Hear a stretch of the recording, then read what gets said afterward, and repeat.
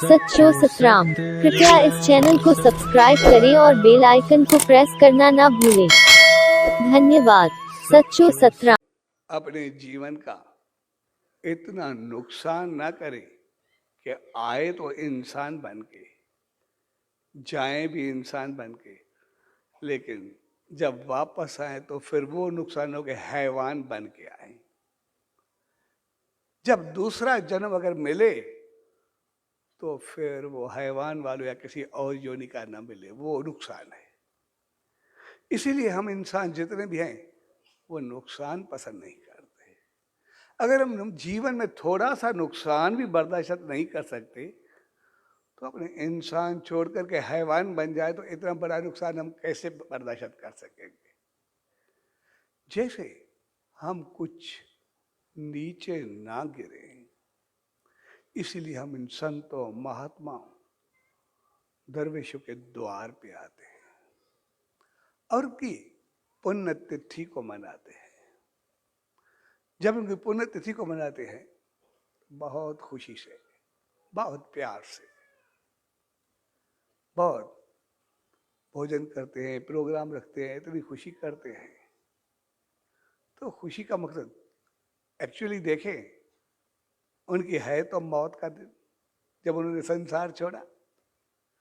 हमें कोई कहे तुम मरो तो मैं बहुत भोजन करूंगा, इतना बड़ा प्रोग्राम करूंगा, दुल दमा में बजाऊंगा, इतनी शहनाइयां बजाऊंगा, तो हमें कैसा लगेगा? हमें ऐसा नहीं लगता। लेकिन उनके लिए हम सब कुछ करते हैं।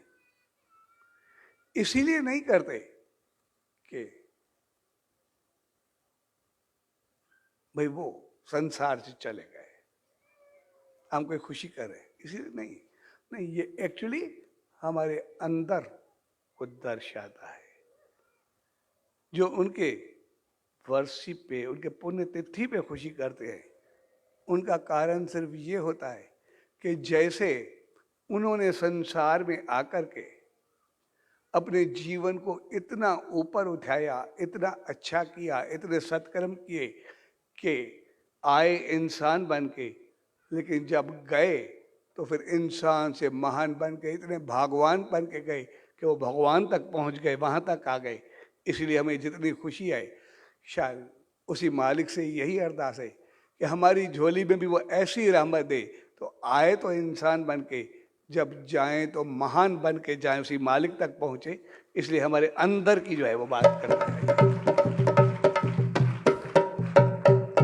इसीलिए इन संतों की पुण्यतिथि का मकसद होता है कि हम चाहते हैं कि हम भी उनकी तरह से कुछ जीत के आगे बढ़े, कुछ पा के आगे बढ़े। लेकिन हमें जो जीवन मिला है वो मिला ऐसा है, उनकी तरफ से हम आजाद हैं, ईश्वर की तरफ से। हम जैसा खुद को बनाएं, हमारी मर्जी है, उनकी तरफ से कोई मना नहीं। उनकी तरफ से 84 लाख सब भी योनियां हमारे पास है। हम जैसे जैसे कर्म करेंगे वैसे बनेंगे। ना सिर्फ बनेंगे, लेकिन जैसे कर्म करते हैं वो अभी भी उसी नाम से पहचाने जाते हैं। जब जब जैसे कर्म करेंगे उसी नाम से हमें पुकारा जाएगा, बोला जाएगा, मिल दिया जाएगा, हमें वही दिया जाएगा। लेकिन ये हम कभी ना भूलें कि हम इंसान बन के आए। इंसान बन के आए यानी इंसान आए, इंसान बन के हमें संसार में जीत के, कुछ कमा के इंसान से महान बनना है। लेकिन जिंदगी में नुकसान नहीं करना, क्योंकि अगर थोड़ा कारोबार में नुकसान बर्दाश्त नहीं करते तो इंसान से गिर करके नुकसान कैसे पाएंगे। इसलिए हम अपनी इंसानियत को याद रखें। इसे हम सच्चे साईं कहते थे, जिनकी पुण्यतिथि पे आए, वो कहते थे कि अगर इंसान शेर का शिकार करे तो वो शिकारी कहलाता है, और अगर शेर इंसान का शिकार करे तो फिर दरंदा कहलाता है। इसलिए ना शेर बनो, ना शिकारी बनो, सिर्फ इंसान बनो वो काफी है, सिर्फ इंसान बन के रहो, सब कुछ पालोगे, सब कुछ आ जाएगा।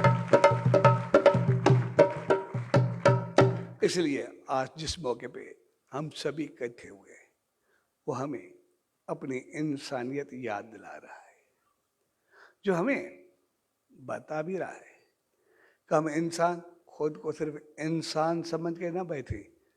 हमारे साथ 83,999 और भी है, 83,99,999 और भी है।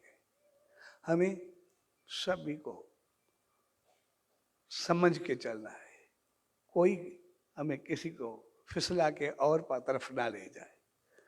इंसान बन के उन सभी से कुदरत ने हमें दिया है कि सभी को प्यार से, हम शेर को भी प्यार से कंट्रोल करते हैं, हाथी को भी करते हैं, सांप को भी करते हैं, कोयल को भी करते हैं, पक्षियों को भी करते हैं, परिंदों से भी करते हैं। हमें झगड़ना नहीं, हमें प्यार से सिर्फ उनको, इतनी सब कुदरत ने हमें समझ दी है कि सभी हमारे पास प्यार से रह सकते, तो मारने की जरूरत ही क्या है हमें। हम सभी को प्यार से कंट्रोल करें को न दिया है। हमें यहाँ से नुकसान करके नहीं जाना, कुछ कमा के जाना है।